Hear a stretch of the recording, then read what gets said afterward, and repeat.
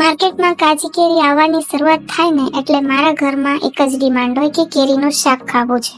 તો મને માર્કેટમાં કાચી કેરી દેખાણી અને મેં લઈ લીધી. તો અત્યારે આવક ઓછી છે માર્કેટમાં, પણ જેવી હતી એવી મેં કેરી નાની મળી તો નાની લઈ લીધી છે. આ દેશી કેરી છે અને તેનો ટેસ્ટ વધારે ખાટું હોય છે. તો અહીં આજે આપણે આ દેશી કેરીનું શાક બનાવીશું. તો ફ્રેન્ડ્સ, અહીં મેં કેરીની છાલ કાઢી લીધી છે શાક બનાવવા માટે. તમને ન કાઢવી હોય તો તમે એમને એમ પણ યુઝ કરી શકો છો. એમને એમ યુઝ કરશો એટલે તે ચાવવામાં થોડી ચવડ લાગશે, એટલા માટે મેં અહીં છાલ કાઢીને જ તેનો શાક બનાવ્યું છે. તો છાલ કાઢી તેને મેં સુધારી લીધી છે, નાના એવા પીસ કર્યા છે. હવે કડાઈઓ લઈ લઈશું, એનામાં તેલ લઈ લઈશું. તો તમને આ જે શાક છે એ 2 થી 3 મહિના માટે સાચવવું હોય તો તમે જે ખારું તેલ આવે છે ને એ જ યુઝ કરજો. મેં અહીં સિંગનું તેલ વાપર્યું છે, કારણ કે મેં અહીં 2 થી 3 જ કેરીનું શાક બનાવ્યું છે. મને સ્ટોર નથી કરવું, પણ આજે હું તમને જણાવી રહી છું કે તમે સ્ટોર પણ કરી શકો છો આ શાકને. હવે તેલ તપે એટલે મેં એનામાં ગરમ મસાલા ઉમેર્યા છે, આખા મસાલા ઉમેર્યા છે. તો જેનામાં લવંગ છે, મરી છે, સાથે તજનો ટુકડો છે, તમાલપત્ર છે અને એક મોટો એલચો ઉમેરી દીધો છે. સાથે 2 ચમચી જેટલું રાઈ અને જીરું ઉમેરી દઈશું. કેરીના શાકમાં રાઈ અને જીરાનો ટેસ્ટ સારો એવો લાગે છે, તો મેં વધુ ઉમેરી છે. ત્યાર પછી થોડી એવી હિંગ ઉમેરી દીધી છે. ત્યાર પછી લીમડાના પાન અને એક તીખું લીલું મરચું ઉમેર્યું છે. ત્યાર પછી મેં અહીં કટ કરેલી કેરી ઉમેરી દીધી છે. તો આ રીતના આપણે કેરીના શાકનું વઘાર કરવાનું છે. ઉપરથી આપણે સ્વાદ પ્રમાણે મીઠું ઉમેરી દઈશું અને બધું જ સરસ એવું મિક્સ કરી લઈશું. તો કેરીનું શાક એકદમ ટેસ્ટી એવું બને છે. તો ફ્રેન્ડ્સ, કોને પસંદ છે એ મને કમેન્ટમાં જરૂરથી જણાવજો, એટલે આવા જ કોઈક નવા શાકની રેસીપી તમારા સાથે શેર કરીશ.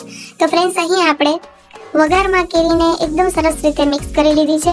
હવે શાક જલ્દી ઝટપટ બની જાય ને એટલે 2 મિનિટ માટે મેં અહીં થાળી ઢાંકી મૂકી હતી. 2 મિનિટની અંદર કાચી કેરી બધી જ સરસ એવી રંધાઈ ગઈ છે. તો આપણે અહીં કેરીને એકદમ માખણ જેવી નથી કરી મૂકવાની, થોડી કચાશ તેનામાં હશે ને તો ચાલશે. હવે અહીં જેટલી કેરી આપણે વાપરી એટલું જ પૂરતું આપણે ગોળ લઈ લેવાનું છે.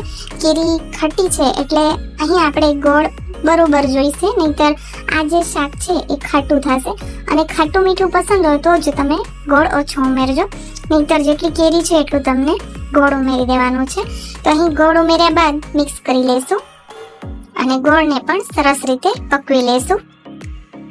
તો પહેલા આપણે ગોળને પકવી લેવાનું છે, પછી જ આપણે મસાલા ઉમેરવાના છે. તો મસાલામાં 1 ચમચી મેં અહીં લઈ લીધું છે લાલ મરચાંનો પાવડર, 5 ચમચી હળદર પાવડર, 1 ચમચી ધાણાનો પાવડર અને અડધી ચમચી જેટલો ગરમ મસાલો લીધો છે. ગરમ મસાલો રૂટીનનો આપણે જે વાપરતા હોઈએ ઘરમાં એ લઈ લેવાનો છે, જેનાથી આ કેરીના શાકનો ટેસ્ટ ખૂબ જ સરસ એવો આવશે અને તેનો કલર પણ એકદમ સરસ એવો આવશે. તો અહીં મેં બધા જ મસાલાને મિક્સ કરી લીધા છે. ત્યાર પછી આપણે એક બીજો મસાલો વાપરીશું, જેનાથી આ શાકનો ટેસ્ટ 2 ગણો વધી જશે અને આ શાક તમે જ્યારે ખાશો ને એટલે તમને અથાણાની ફિલિંગ આવશે. તો જેના માટે મેં અહીં લઈ લીધો છે અચાર મસાલો. તો 1 ચમચી જેટલો અચાર મસાલો જે આપણે અથાણામાં ઉમેરતા હોઈએ એ લઈ લીધો છે, જેને મેથીયો મસાલો પણ કહેવામાં આવે છે.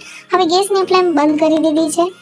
ત્યાર પછી આ મસાલાને એકદમ સરસ રીતે મિક્સ કરી લીધું છે. હવે આ શાકમાં એક ટીપું પાણીનું નથી ઉમેર્યું, જેથી કરીને આ શાક બિલકુલ બગડશે નહીં. હવે તમને સ્ટોર કરવું હોય ને તો આ શાકમાં તેલ થોડું વધારે વાપરવાનું.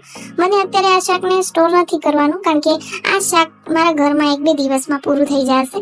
તો ફ્રેન્ડ્સ, તમને સ્ટોર કરવું હોય તો તેલ થોડું વધારે નાખી અને આ શાકને તમે 1 અઠવાડિયું, 2 અઠવાડિયા કે મહિનો, 2 મહિના સુધી તમે ફ્રીજ વગર પણ સાચવી શકો છો, બિલકુલ ખરાબ નહીં થાય. તો ચાલો આપણે સર્વ કરીએ કેરીના શાકને.